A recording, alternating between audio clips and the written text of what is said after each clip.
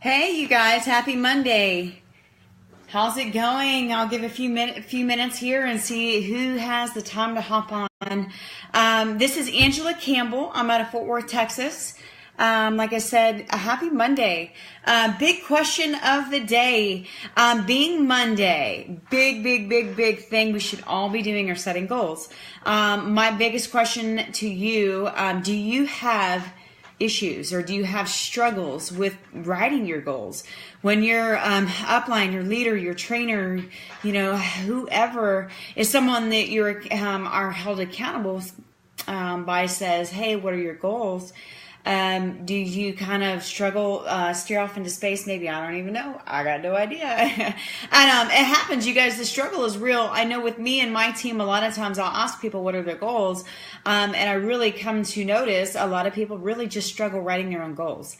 I can ask them certain questions, give them a checkbox, a list. They can give me their goals, but when it's just downright asked, what are your goals? Do you personally struggle with those? I know I have in the past, but following just a lot of amazing leaders and mentors on just giving me tips. And also the biggest thing I can say is holding me accountable to write them every single week. In my team, and with the amazing leaders like Ray Higdon that I love to follow, Jessica Higdon, we really encourage, you got to write weekly goals. You got to have those long-term goals of where you want to be in the end, but also your short-term goals. And break that down to your weekly goals. With my team, we write down weekly goals that are our activity goals. We want to reach a certain amount of numbers, goals, ranks, you name it. Maybe you're focusing more on the fitness side and you're trying to lose a certain amount of weight. You got to have that game plan to get there, right? That's where it comes to your weekly activity goals. But the 3 tips that I wanted to share today, the 3 tips that help me tremendously when it comes to making goals. Number 1, you got to start with SMART goals. We've heard this since we were kids, and you guys, it still works. SMART stands for specific being number 1. The S is specific. They've got to be specific goals. You can't just say, hey, like for example, in my business, you want to reach a certain rank, right? Okay, but you got to break that down to be more specific. Going back to the daily goals, be specific. How many people are you going to reach out to every single day? How many people are you going to follow up with? How many people are you going to introduce to your business, your presentation, all those things? That's your specific goals. They've got to be measurable. You've got to put a number on it, a goal on it of some sort that you can measure. I'm going to reach out to 3 new people every day. Okay, measure that and write it down so you know, did you accomplish that goal? Attainable. They've also got to be attainable, you guys. I've seen people in my business over and over and over. And in my fitness world, when it comes to weight loss, they set these huge high expectations that just, guys, realistically, they're not attainable. So they end up setting themselves up for failure. So they got to be attainable goals. Next one, they have to be realistic. If you just come on board and you haven't even set up one new customer for your business, how are your realistic goal for this month going to be the top rank of the business? You got to start somewhere. So make them attainable so that you can celebrate at the end of the week. They got to be also timely, you guys. The T in the word SMART has got to be timely. You've got to set yourself a time to reach that goal. You can't just say, I want to be at the top rank of the company and you not put a time on it. Is that going to be in 6 months, a year? Is it going to be in 2 months? I've seen people do it. I've seen people do it in the very first month in the business. That happens. Is that going to happen for everybody? No, not at all. So you guys, you have to have SMART goals. Make them specific, measurable, attainable. Realistic is huge, you guys. I see people all day long send me goals that are on my team that they're just not realistic.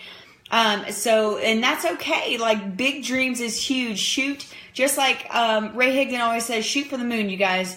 Shoot for the moon, but not every week. You want that to be your end goal. That's awesome. That should be your long-term goal, but break it down, and make it timely. So what we love to do is weekly. Set your weekly goals. What is going to be your activity goals that you're going to accomplish between today and between Friday? And then measure them at the end of Friday and celebrate like crazy, you guys. Celebrate the small wins. The second tip, besides making your goals SMART, that's tip 1. Tip 2 is model. And what I mean by that is you have to model people that are in the successful positions that you want to be.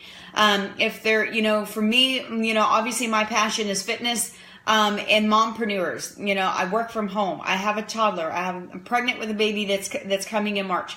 Mompreneurs, it's just my niche. It's what I love. It's my passion.